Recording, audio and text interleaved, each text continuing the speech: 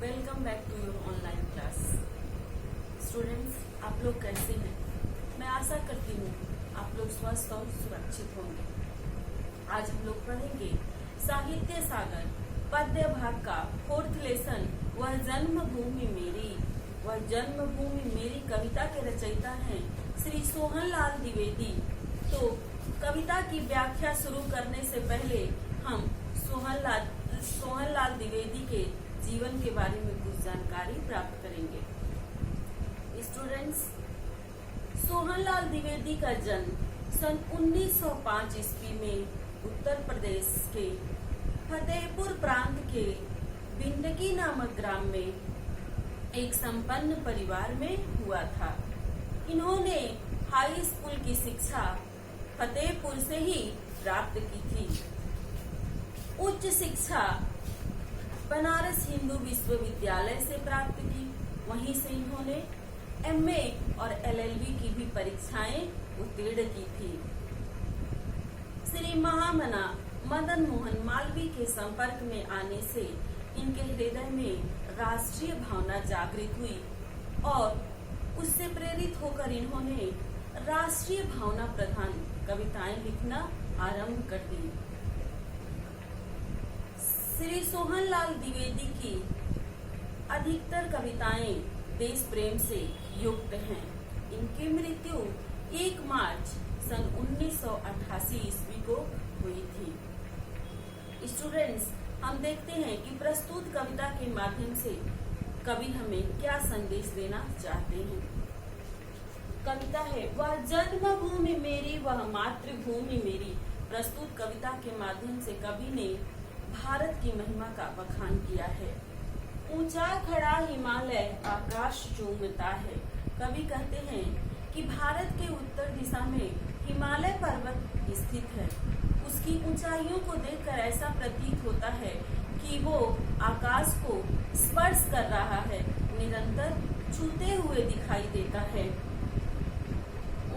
नीचे चरण तले पड़ नित सिंधु चूमता है और भारत के दक्षिण में हिंद महासागर स्थित है, जिसे देखकर ऐसा प्रतीत होता है कि वो निरंतर भारत माता के चरणों को पखार रहा है।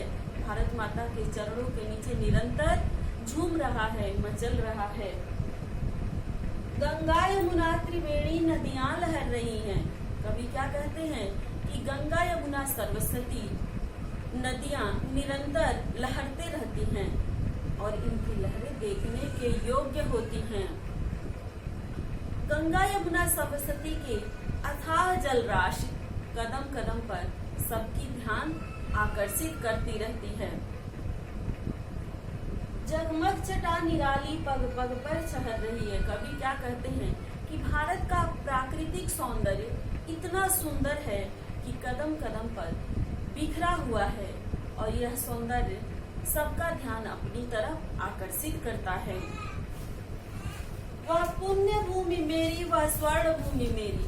अर्थात भारत में गंगा यमुना सरस्वती जैसी नदियां निरंतर लहरते रहती हैं और इन पवित्र नदियों के कारण ही कवि ने इन्हें पुण्य भूमि के नाम से संबोधित किया है। और दूसरा अर्थ यह है कि भारत में अनेक ऋषि मुनियों का जन्म हुआ था, जो हमें निरंतर पुण्य के मार्ग पे चलने के लिए प्रेरित किए थे। इसलिए हमारी पुण्य भूमि है, हमें निरंतर सदाचार का पाठ पढ़ाए थे। वह स्वर्ण भूमि मेरी।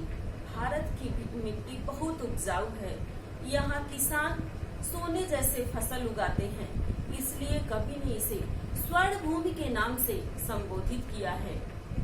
वह जन्मभूमि मेरी। जिस प्रकार माँ अपने बच्चों को दूध से पालती है, ठीक उसी प्रकार यहाँ की धरती भी हमें अपने अन्न जल से पालती है, पोसती है। इसलिए हमारी जन्मभूमि है। वह मातृभूमि मेरी। यहाँ की धूल रूपी मिट्टी के माँ के गोद में खेलकर हम बड़े हुए हैं, अर्थात यह हमारी मातृभूमि है। दूसरा है झरने अनेक झरते जिसकी पहाड़ियों में। कवि क्या कहते हैं कि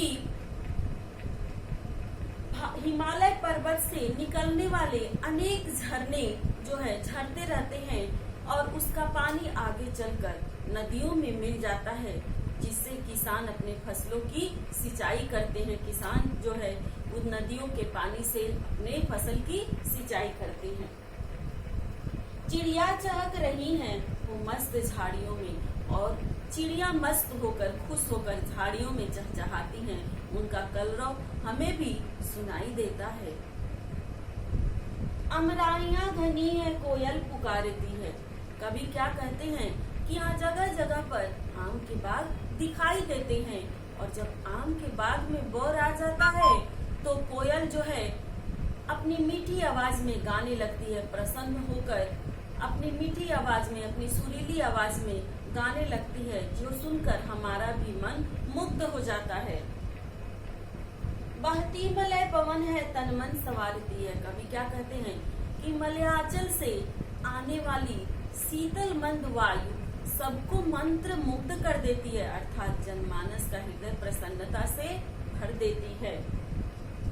वह धर्म भूमि मेरी, वह कर्म भूमि मेरी। कवि क्या कहते हैं कि वह धर्म भूमि मेरी। भारत हमें निरंतर धर्म के मार्ग पर चलने के लिए प्रेरित करता है, इसलिए यह हमारा धर्म भूमि है। वह कर्म भूमि मेरी। भारत कर्म प्रधान देश है, निरंतर कर्म करने के लिए हमें प्रेरित करता है, हमें निरंतर आगे बढ़ने के लिए प्रेरित करता है कि जैसे हम परिश्रम करके हम अपने जीवन में सफल होते रहें। जैसा कि संस्कृत में एक श्लोक प्रचलित है कि उद्यमेन ही सिद्ध्यन्ति कार्याणि न मनोरथी न ही सुप्तस्य सिंहस्य प्रविशन्ति न मुखे मृगा। अर्थात परिश्रम करने से ही सफलता मिलती है, न कि मन में सोचने से, क्योंकि सोए हुए शेर के मुंह में हिरन स्वयं ही नहीं आ जाता। उसके लिए शेर को परिश्रम करना पड़ता है, अर्थात जंगल में अपने आहार को ढूंढना पड़ता है, तब जाकर हिरन को वो अपना आहार बना पाता है। इसलिए यह भारत हमें निरंतर कर्म करते रहने के लिए प्रेरित करता है। वह जन्मभूमि मेरी, वह मातृभूमि मेरी। ऐसी हमारी जन्मभूमि है, ऐसी हमारी मातृभूमि है। लास्ट है, जन्मे जहाँ थे रघुपति, जन्मी जहाँ थी सीता। वीरों और महापुरुषों के इस देश की महत्ता बताते हुए कवि कहते हैं कि यही वह देश है जहाँ श्री राम का जन्म हुआ था। श्री राम रघुकुल में जन्म लिए थे। वह सूर्यवंशी थे, पुरुषोत्तम, जो पुरुषों में श्रेष्ठ कहलाए। यही वह धरती है जहाँ जनक नंदिनी सीता का जन्म हुआ था। सीता पति धर्म का पालन करते हुए 14 वर्ष तक पति के साथ वनवास की। श्री कृष्ण ने सुनाई वंशी पुनीत गीता।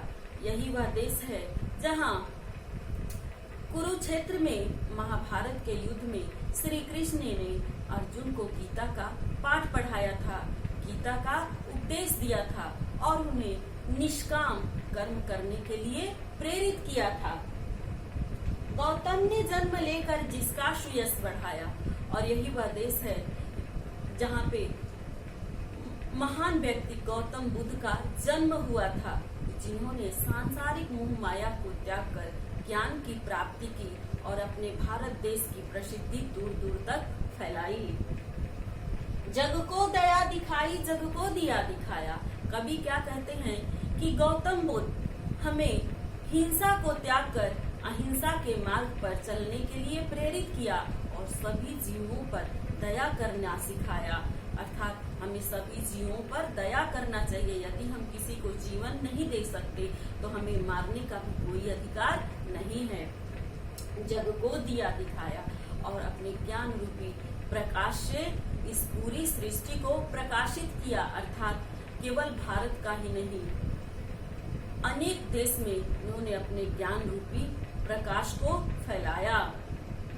वह युद्ध भूमि मेरी। कवि कहते हैं हमारी युद्ध भूमि है, क्योंकि हम अपने जीवन में आगे बढ़ने के लिए निरंतर संघर्ष करते रहते हैं, इसलिए यह हमारी युद्ध भूमि है। वह बुद्ध भूमि मेरी, और यह हमारी बुद्ध भूमि है, क्योंकि इसी भारत देश के धरती पर महान व्यक्ति महात्मा बुद्ध का जन्म हुआ था, जो भारत का ही नहीं अपितु पूरे देश में अपने ज्ञान के प्रकाश को फैलाया था। वह जन्मभूमि मेरी, वह मातृभूमि मेरी। कवि कहते हैं कि ऐसी हमारी जन्मभूमि है, ऐसी हमारी मातृभूमि। स्टूडेंट्स, प्रस्तुत कविता के माध्यम से कवि ने भारत के गौरवशाली अतीत का वर्णन किया है। कवि भारत के प्राकृतिक सौंदर्य का जो रूप दिखाया है वो हमें अन्यत्र देखने को दुर्लभ है। प्रस्तुत कविता के माध्यम से कवि चाहते हैं कि आने वाली पीढ़ी अपने पूर्वजों के आदर्शों को अपनाए, अर्थात उनके पद चिन्हों पर चले और उनके आदर्शों पर चलते हुए अपने लक्ष्य को प्राप्त करे, अपने जीवन में निरंतर आगे बढ़ता रहे। Thank you my dear students.